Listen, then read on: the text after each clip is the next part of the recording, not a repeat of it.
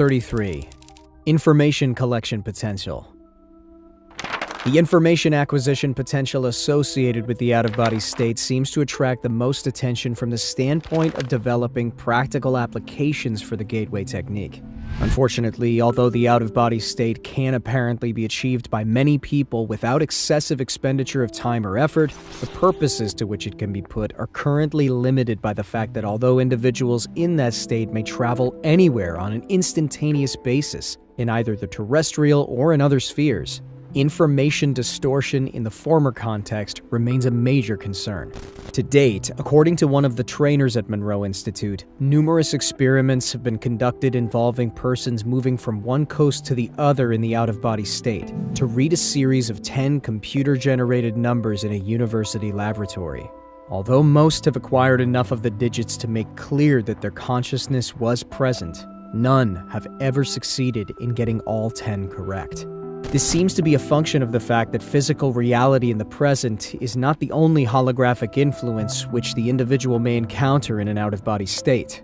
There are also energy patterns left by people or events occurring at the same physical site being viewed but from the past rather than the present.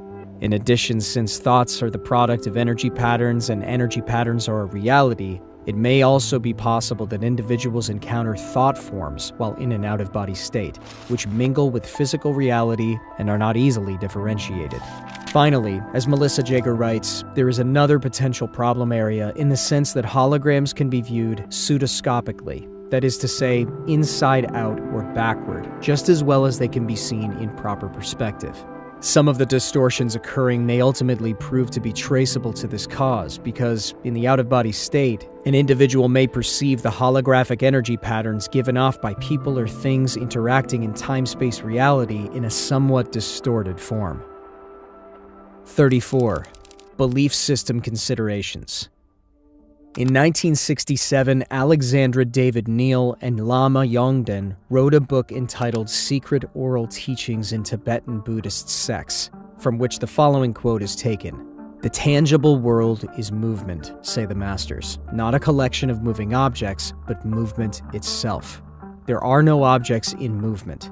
It is the movement which constitutes the objects which appear to us. They are nothing but movement. This movement is a continued and infinitely rapid succession of flashes of energy, in Tibetan, sal or shuk. All objects perceptible to our senses, all phenomena of whatever kind and whatever aspect they may assume, are constituted by a rapid succession of instantaneous events."